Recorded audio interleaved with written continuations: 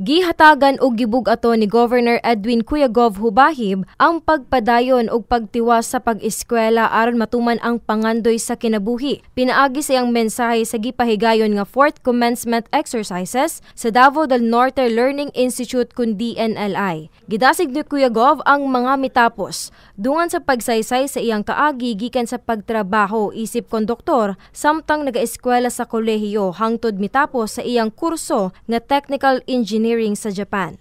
Like you, my hunger for knowledge did not stop when I earned my diploma in technical engineering in Japan 18 years ago.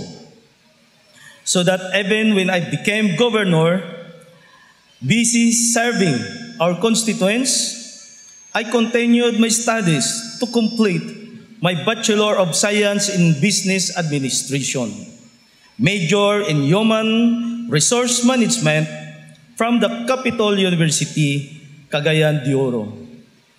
After that, I immediately took Master in Management, major in Public Administration from the Philippine Christian University.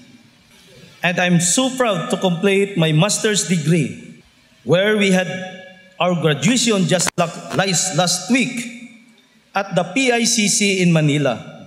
But I am not yet through, since I am set to add a doctor's degree in my personal profile. Dungag pa ni Cuyagov, apil sa Cuyagov ng Masa Development Agenda mao ang pagsuporta sa edukasyon sa mga kawani sa panggamhanan aron matagaan sila og saktong kahanas ug kahibalo aron makahatag og mas maayong serbisyo sa publiko. As we shift our trust and programs into higher gear, my administration has put more emphasis on equipping our people with the right skills and knowledge to be able to deliver better public services.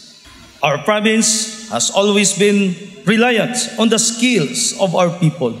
Sa maong seremonya, 162 ka mga graduates ang mipaso kagahapon. Agosto 29 sa Davner Gym, diin napulo kanila ang nakahuman sa Master in Public Administration kun MPA.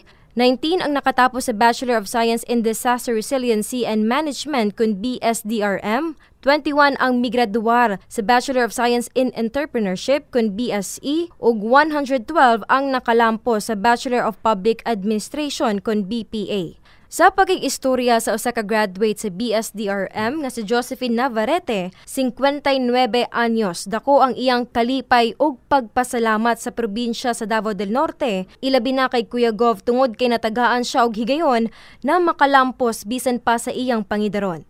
Pagdako na sa akong mga anak, I promised myself nga pahumanon jud ako sa eskwela kay the biggest regret sa ako ang kinabuhi ang wala ko nakagraduate.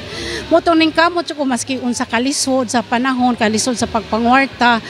Nagpasalamat ko dako nga niabot jud nga panahon, niabot ni nga programa, special program kaning DNLI na programa diri sa province.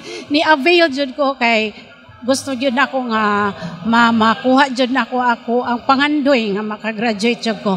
Gipabot sab ni Navarrete sa mga kabatan-unan nga dili mawad-an og paglaom bisan pa man sa mga babag sa pinansyal na aspeto kay ang edukasyon naa kanunay og nakadependera ang paglampos sa pagpaningkamot.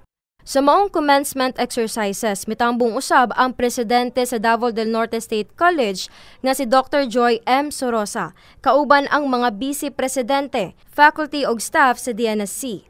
Labot pa ang mga nagkadaiyang personahe ug mga pangulo sa mga departamento sa probinsya sa Davao del Norte nga gipangunahan ni Engineer Josie Jean R. Rabanos. Para sa Bayan, Karen De Vera, 1 Davner News.